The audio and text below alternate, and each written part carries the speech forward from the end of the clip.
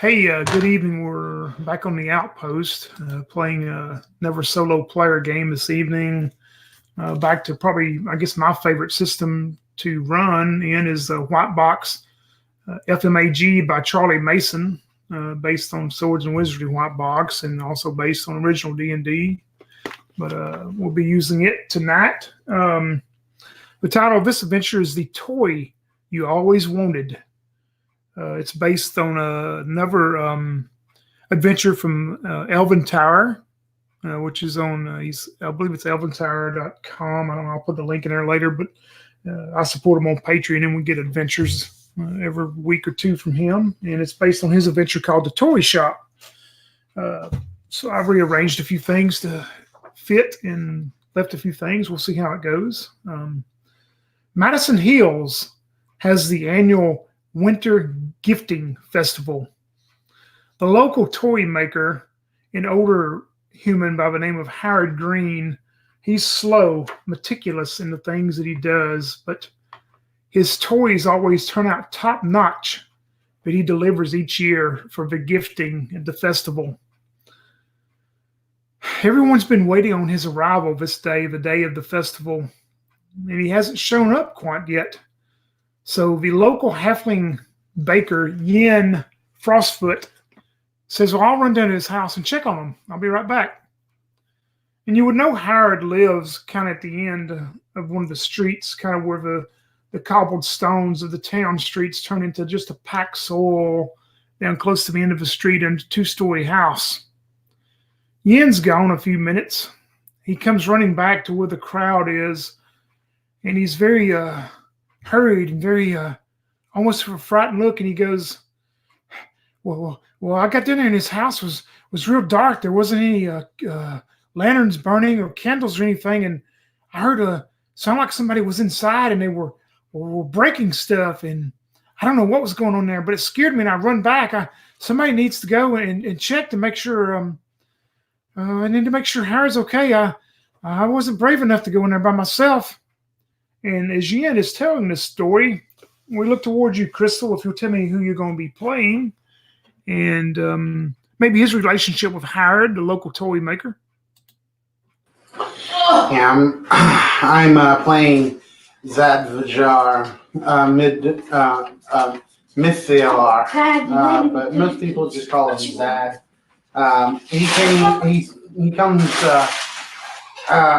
He traveled here a long time ago from a distant land. He serves a god he calls Viali, who is the goddess, he says, of the night, who draped her cape over the sun, so that we may have the joy of the astral planes at night.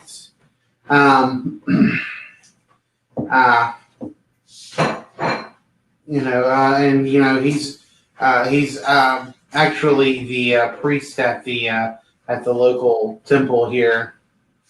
Well, he's not quite the priest yet, but he's basically like next in line to be priest. He's like the assistant or what have you. Anyway, either way, he knows the toy maker. He's good friends with him. Every year, the toy maker delivers toys to the children at the sanctuary once a year, near the end of the year, for the Moonlight Festival of the goddess Viali. So he hearing this, he strokes his beard and just says, yes, it's not like him to not show up like this. You say there were sounds of things being broken inside? Well, let me go have a look at this. And with that, he heads into the temple. And when he comes back out, he has a large warhammer that he's carrying over his shoulder, and on his back is a shield that he has strapped around him, and he looks like he's ready to take on any kind of formidable opponents that would dare be getting in the way of him or hurting any innocents. Sounds good. Zad prepares himself, and the town officials that are there around the square and all that, they try to keep the lowdown on this, not to frighten the people, and especially all the children who are waiting for the different toys and all that when Howard arrives. So as you make your way down, you go through the cobblestones of the streets of Madison Hills, going directly to Howard's house, and as you go off of the main streets and turn into the rough packed soil that kind of lead through a couple alleyways as you make your way towards towards Howard's house, and you approach, and you see his wagon that's sitting out front. Howard lives alone. He's an older man. He lives in this very nice 2-story house that is really too much for him. But you see his wagon out front that he always is a little cart, more of a small one-man cart that he hauls his toys around in. And you see it's pretty much empty. You see like some scraps of wood and different things probably he uses to make stuff, but you actually see that there's none of the boxed in presents and toys that he's supposed to be bringing to the festival. The cart is empty of that. And you look towards the house through the 2 front windows, looking out past the porch, and it's dark in there. You don't see any candles or any lamp burning or anything. And, as maybe you're taking that in and looking, at the porch and trying to figure out, what's going on. The front door burst open about that time. And as soon as it does, you see part of what you would think be causing the ruckus here. You see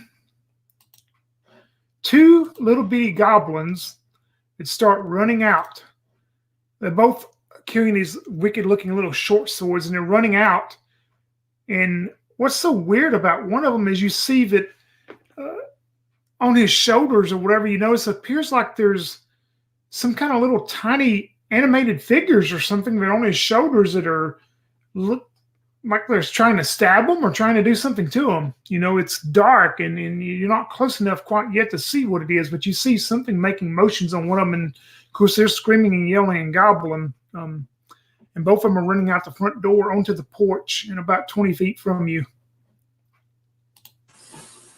Nasty creatures, Zad says, and he pulls his shield from his back and gets ready to take these goblins on.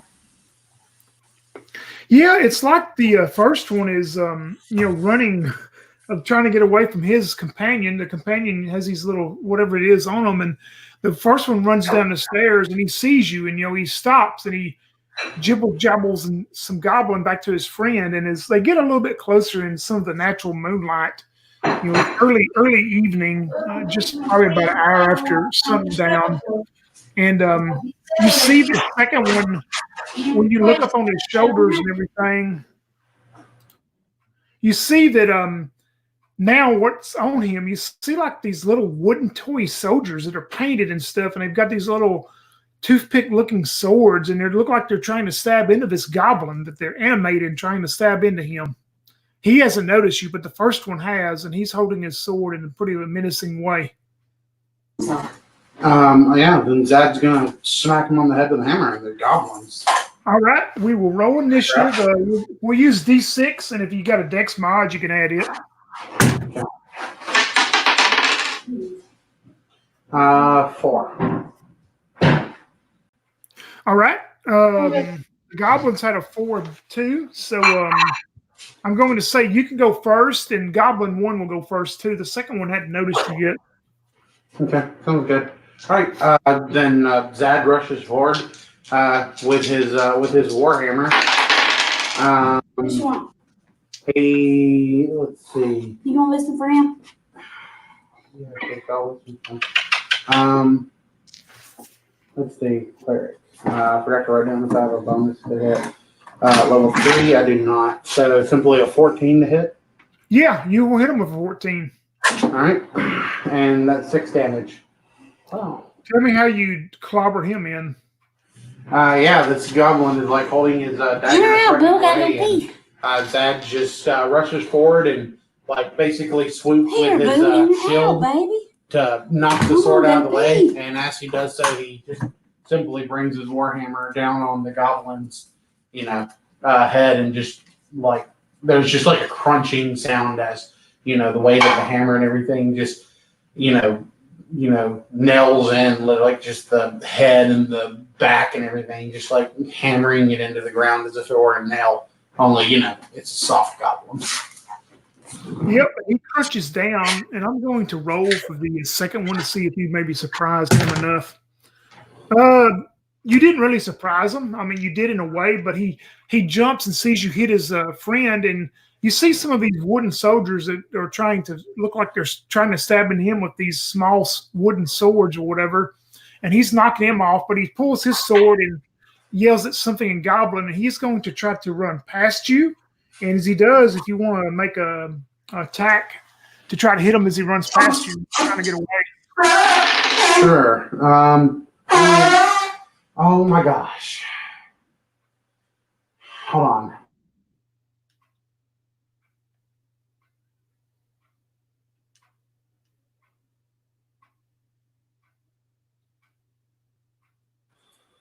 Only an 8 to hit.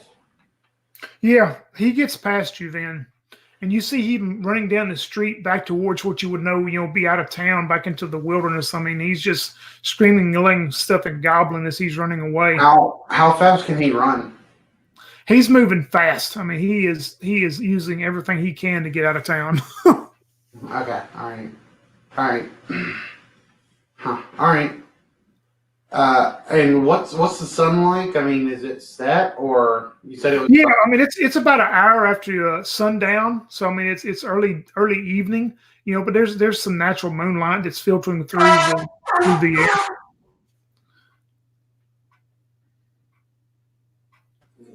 Okay. All right. Okay. Good. So I'm guessing it's really dark in the house then. Yeah, the house is just pitch dark because there's no sort of lighting in the house at all. All right. So Zad will lift his hammer into the air and say, Viali, like, cast your blessings upon my hammer, that your light may show me the way.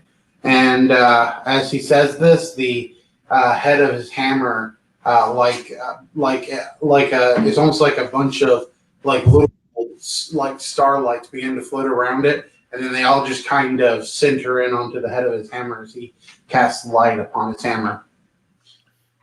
Yep, and you illuminate the area for you to see better, but like I say, you can definitely tell the interior of the house itself there's no type of lamps or candles or anything burning. It's dark, pitch dark in the house. Right. So again, he's gonna kind of shoulders his hammer, like it radiates out like 20 feet, and he's gonna pull his shield kind of up to his chest as he begins to walk into the house, and he will call for his friend, who I totally remember the name that you gave me. Oh, Howard Green, the toy maker. Yeah, Howard Green. Yes. You get no reply, but roll me a d6 as you make your way up to the porch and the front door. 5. Yeah, you don't notice anything else. So you move up onto the porch. The front door, of course, is standing wide open now since the two little goblins run out of it. It's still standing open, but you get no reply from anyone or anything. Okay. He'll move up further towards the towards the interior, and Howard, are you there, friend?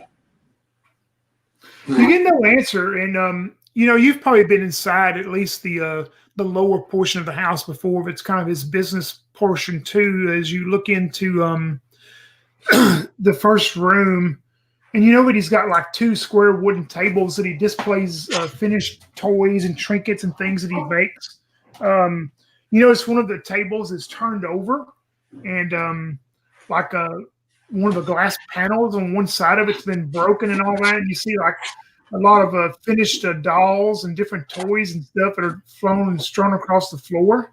I mean, it's pretty much everything's kind of in disarray there in that first main room. All right. Yeah, he kind of filthy creatures. He says as he's thinking about the goblins that were just in here. Yeah, he looks over. He probably knows, like to the east is like. I mean, to the east is probably where the workshop is, right? Yeah, if you walk in that main room in the open area that's back to the east, you know that that's kind of like an exhibit place, and he exhibits a lot of his stuff that he's working on. And on back further behind the main room, you would know would be. Let me scroll down where I can read it. You would know the main counter, like the main counter on behind where these broken tables and scattered stuff are. That's his checkout counter and everything that he runs his journal. I'm sorry, his shop with and all that. Okay. He's gonna make his way back towards the back of the shop. I mean, he could probably sort of see into the exhibit area, right? And doesn't see anything in there. To the room to the east? Yeah. Yeah, you see what you can see is like, a bunch of displays of like different dolls and puppets and things that he's made and different things that, you notice a bunch of paper scattered around on a little table, but you don't see anything that catches your eye as far as unsettling. Okay. Yeah, so he's going to begin to make his way to the back of the shop. He's rarely been back there, maybe, just, a handful of times, but. Yeah, you move behind the counter area there, and there's a door. That door is closed behind you, but you notice that there's like a lot of materials and fabrics, and you see like a little cash drawer that Howard keep his coins in. You see it's still there. It hasn't been disturbed. Evidently the goblins either didn't make it that far to get it or didn't find it. You just see, you notice in the northwest corner, there's a little table he has that, Howard likes to play chess, and you see a chessboard set up with some pieces and various. But if the door behind the counter there is closed, it leads on back behind there. Let's see.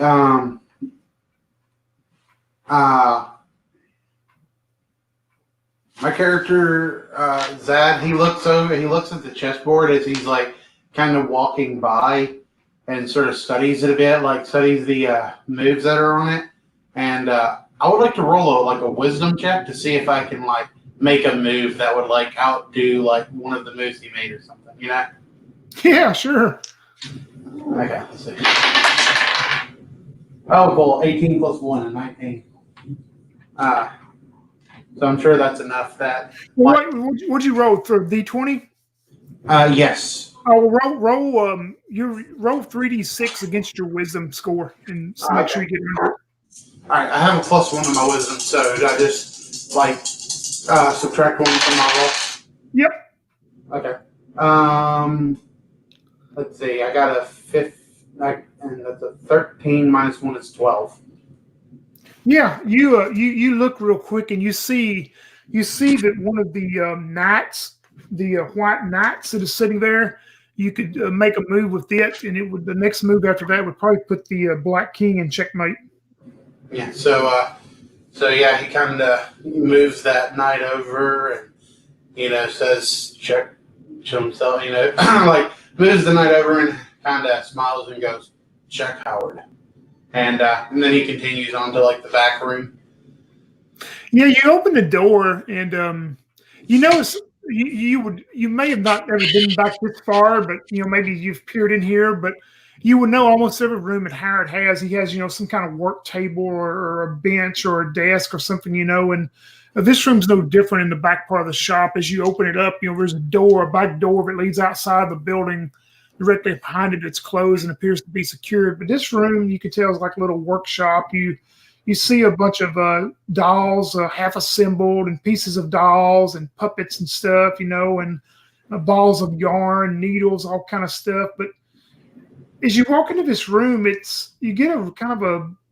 It's not the weather hasn't been super cold usually like this time of year, but you get a kind of a cold, uneasy feeling as you look around this room and you notice some of the doll parts and stuff. They're like shredded and torn and weird looking. I mean, they're just kind of like they've been torn apart or dismembered or something.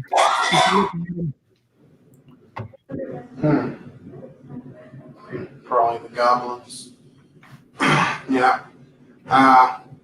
Howard, look around. I'm guessing he'll find those stairs pretty easily. Yeah, if you look back to the east into that room from there, you know that's the stairs that lead up to the second, and you notice that this is kind of like a storage area. You notice some wooden boxes, wooden crates, wooden barrels that are sitting in there.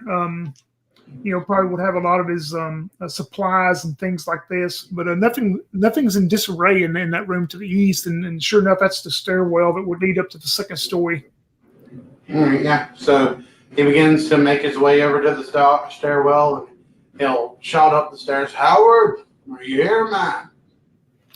You get no answer. You yell out, and you notice it from what you can see. It's pretty dark up there too. I mean, it's no light source coming. Yeah, he begins to make his way up the stairs and says, "Got rid of them pesky goblins for you."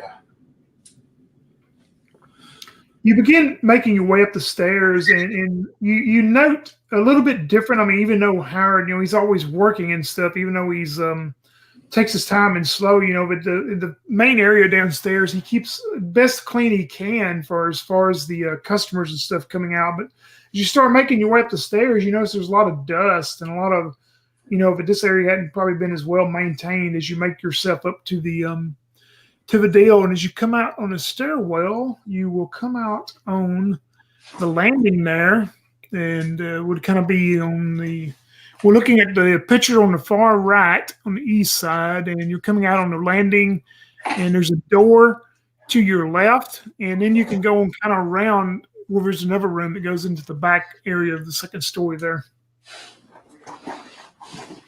If I'm coming up the stairs, it'd be on my right, wouldn't it? Yeah. I mean, if you're coming up the stairs here, it'd be back to the west. The door is back to your west, and also that other room. Yeah, it's on the west. Yeah, it'd be back to the west. Yeah. So, I mean, if he doesn't see Howard in that little area, he'll. Yeah, I can say you want to go back there first, the little niche in the back to the far west and northwest. I mean, my light shines like 20 foot. So, I mean, do I just see anyone there? Let me see by the size of this. No, you don't see anybody, but you can't see the whole area kind of from where you're at. I mean, it's kind of the way it bends back around. You wouldn't be able to see the whole area. Mm-hmm. Yeah, I mean, I feel confident that if Howard was there, and he would come out. So, I mean, I think instead, Zad will just go ahead and go knock on that door. Yeah, you knock on the door, and you get no answer. The door is, it's closed. You don't know if it's locked yet, but you get no answer. And, you just from the light emanating under the door sill, you can tell it's probably this room is dark too. Well, he's not getting any answer. That doesn't necessarily want to enter his private areas without permission. But I mean, there were goblins in here earlier, and sometimes you got to expect the worst. So he's going to go ahead and try the doorknob. Yeah, the doorknob's unlocked and open. I mean, as you turn it, you can tell the door will push inwards if you would want to. Yeah, and he will push it inward, and as he does so, he will say to his friend, "Howard, the goblins are gone. I got rid of them for you. Where are you at?" You push the door open, and you get that cold chill again, kind of like you did downstairs. And this is what you will see. You see a large double bed sitting kind of in the middle of the room, and you would definitely know this is Howard's main chamber, his bedroom. two small tables are on each side of the bed. You notice there are kind of notes and books and papers around. And you notice there's like everywhere else, there's like a little work desk. You see a work desk kind of in the north to northeast corner there. You see it sitting there, and you see a large wooden chest that's sitting at the foot of the bed that's closed and all of that. And you also see this. You see Howard sitting at that table, and he's sitting there, and you see him holding something in his hand that he appears to be working on. And I will show you in just a moment what it will be, hopefully. But he's sitting there at this table like he's working and working on a toy or something, and he has totally just not responded to you at all at this point.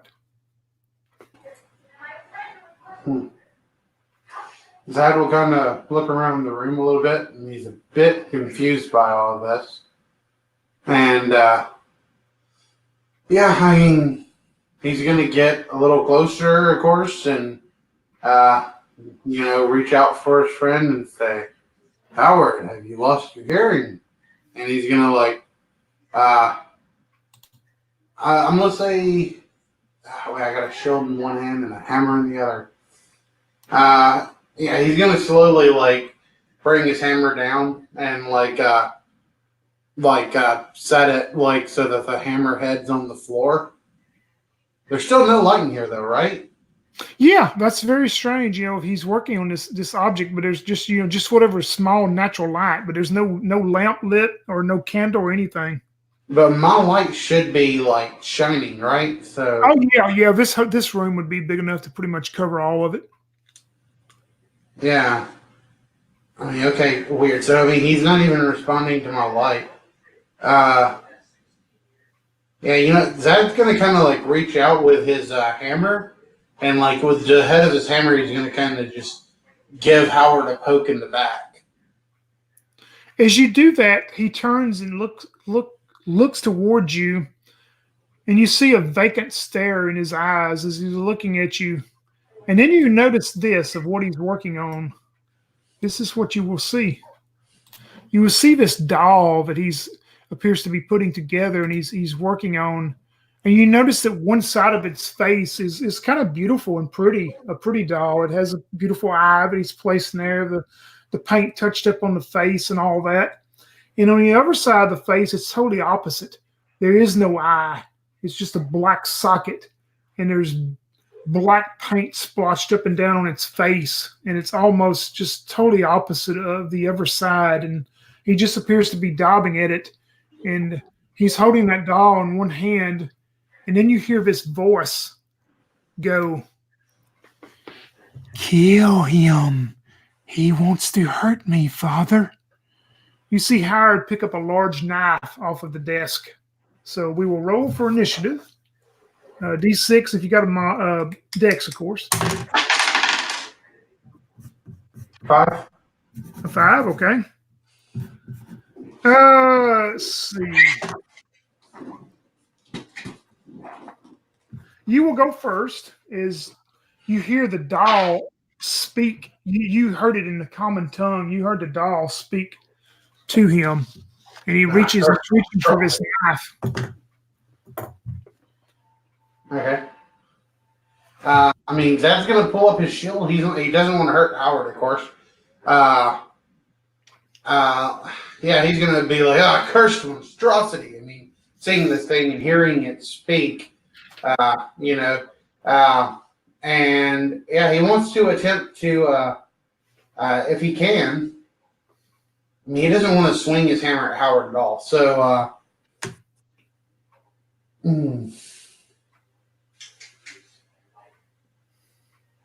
I guess he'll just he would just drop his hammer, the head to the floor, hopefully he could drop it in such a way that the handle will still be sticking up. And if he can do that, he just kind of wants to be able to pin Howard with his shield and knock that doll from his hand. All right. If you want, I'm going to say I'm going to let you try to do both of those things in one turn. You're trying to maybe hold Howard back or hold him down a little bit and hit the make an attack against the doll. But I'm going to say it's at -2. As you're still using your shield to try to hold Howard too. So attack roll -2. Okay. Oh, nat 20. Perfect. And you hit the doll then for sure. Okay. I rolled a d6 for damage. I mean, I guess that'd be right? Yeah, is it the hammer? Just the. Well, I mean, I kind of dropped my hammer, so I guess it would be like my hand. So I guess it's d6 -1. If you're using your hand, if you're using your hand, d6 -1. Yeah. So Howard like pops this doll super hard and like it slams against the wall for 5 points of damage. All right. That happens. The doll is up next on a 4. Yeah, that was perfect. That worked great. That definitely worked great. You see the doll, hit the floor, and it's like it doesn't really affect it. It jumps back up off the floor and stands, like you would think it's probably maybe 2 foot tall, roughly. I mean, it's pretty tall, pretty big doll now that you can see it. And it stands there, and you see the blank socket of the eye is it's looking at you, and then the other side of the face, the pretty face and all that, it's looking at you, and it goes, "Bad, bad man." And I'm going to be nice, and you're not supposed to have a save on this, but since it's just you, I'm going to give you a save on it, see if you can make it. So Okay. just you don't have. What do you have? Does a cleric have any bonus for certain type of saves? I can't remember. Paralysis and poison. Paralysis and poison. They do? Yeah. Versus paralysis and versus poison. Okay. Yeah. No. It wouldn't be either one of those then. So just be a standard save then. Okay. My save is a 13, and I rolled a 19. Perfect. You feel extremely, extremely tired for just a moment. I mean, you just feel like that. It's been a long day. You're exhausted. You just want to rest, but you shake it off as the doll's looking straight at you. Howard had a 3. You see him struggling. I'll tell you what. We'll we'll just roll a d20 to see if he's able to struggle and get away from you trying to hold him down, and we'll see who gets the highest. Oh no! Not a 19. I rolled a 14. Yeah, Howard had a 19. He jumps and moves up and spins around like you've never. Howard's a very older man. You know that, but he jumps and spins around with that knife in his hand and gets away from you this turn. I'm going to say that's all he's going to be able to do right now. So it's back towards you. Howard is standing, maybe 5-10 feet away from you, holding that knife, and all you see is the blank stare in his eyes, like he has no idea. He doesn't know who you are. And the doll, you see, getting a real smile on its face as it's standing there, 5 or 10 feet away. Zed says, "I will send you back to the hellscape that you came from, doll." And he'll quickly grab his hammer. Like I said, did he manage to leave it with the handle still up? Oh yeah, you could grab it. Cool. So he'll quickly grab his handle off the floor and bring it down upon this doll, hopefully, with a 15 to hit. A 15 will hit it. And 5 points of damage. He just smashes this doll on into the ground. Yep. You see as you smash it, maybe pieces of it flake off and all that, but then it appears like that, you did some good damage to it, but it's still standing, looking like it's almost immaculately whatever, not even hurt. But you can tell, for sure that you did some damage to it, but it stands back up and it looks at you again. And it goes, "I've had enough of you, bad person. You're supposed to be helping me." Make a regular saving throw. 17. Yep, you fight off whatever goes through your mind for just a moment as you look towards this doll, and maybe you feel a little pity, a little sorrow for it. Think of it, that you should be doing what Howard's doing and helping this doll, but you're able to fight it off. Howard runs at you with this knife and tries to stab into you. What's your AC? 15 with my shield. 15? Yep. All right. Oh, Howard misses. Not super bad, but kind of bad. So he kind of, slashes at you with this big work knife, but he misses you as we go back to you. Okay, yeah. So Zad raises his shield, manages to get him off with that knife. And he realizes, of course, that Howard doesn't know what he's doing. So again, he brings his hammer back over his head and he says, to hell with you, doll. And may not hit. 12 to hit. 12 will miss it. It's able to dodge out of the way enough. Yeah, so he brings the hammer down again, and the doll, like as it like kind of just like whoosh, like faster than Zad can react, like gets out of the way. Zad brings the hammer down into the floor, and it's just like the floor, just like and just like a big chunk of it is like taken out with his hammer. He hits it for 5 damage. You mean you missed it? Remember? Yeah, I missed it, but I'm saying like he hit the floor. Oh, the floor. I'm sorry. So I hit the floor for 5 damage. When I heard 5 damage, I'm thinking, wait a minute. No. I just meant I rolled a 5, so I'm guessing I probably like smacked the floor pretty good. Yeah. Howard's going Floor to have to fix his floor if he survives. The doll looks towards you and it whispers again, and it goes, "I will send you to the pits of the demons where I come." And it launches itself off of the floor super fast, straight at you. And it is going to hit you. You'll take 2 points of damage. 2 points of damage as it lurches into you and bites into you. And make a save for me. Okay.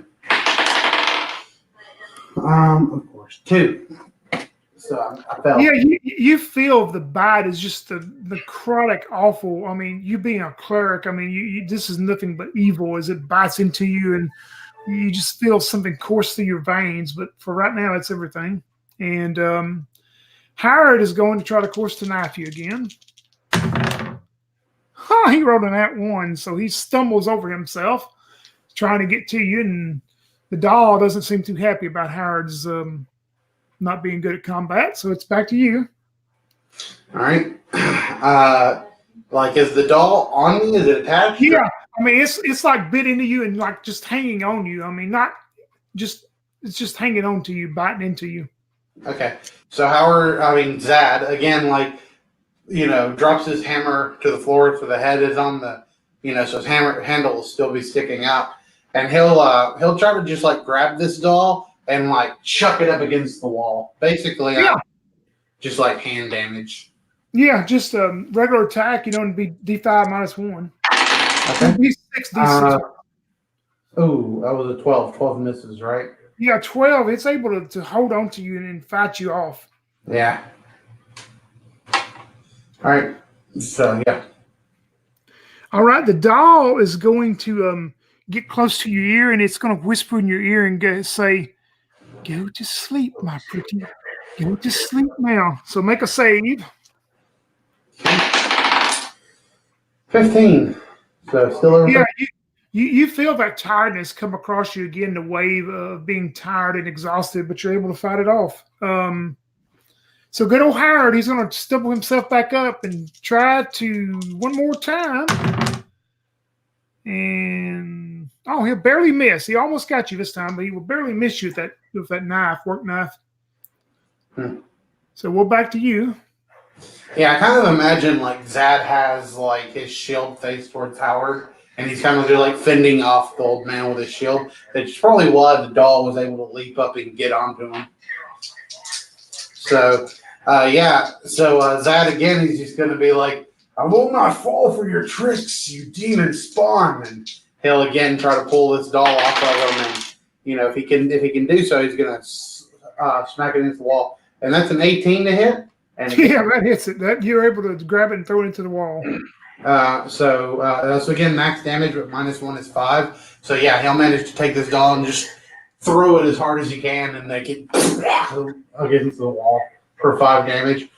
You see, pieces of it fly off, and part of the porcelain of it break and stuff. I mean, you can tell it hurt it real bad, but it jumps back up off the floor, and like the good side of its face, the pretty side is damaged now and stuff, and it looks at you with this evil, demonic smile, and it goes, "To the the pits of my real father you will go now. So make a save. All right, let's see. 17. I'm doing pretty good. You're able to fight it off. You're able to Usually fight I'm off. terrible at save throws. So it is unable to do anything. Is it just standing there looking at you, staring you with this malevolent blank where the eye would be? Howard tries to stab at you again. He'll hit this time with a 17 on the die. You'll take 2 points of damage. 2 points of damage. He drives into you with that knife somewhere. And we'll be back to you then. All right. Okay.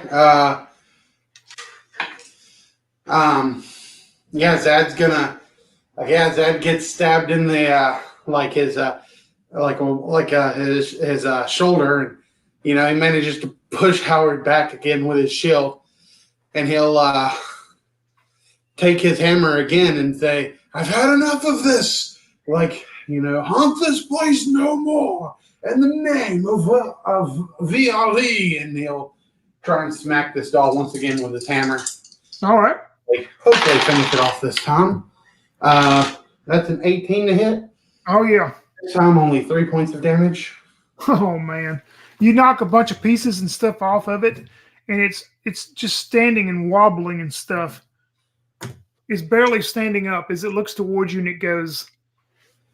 it raises like one of its hands, and part of the fingers are broke off of one of the hands and stuff now. I mean, it's just cracked and broke and just almost shattered to pieces, but it holds its hand up towards you and just gives you the evil look again. So make a save.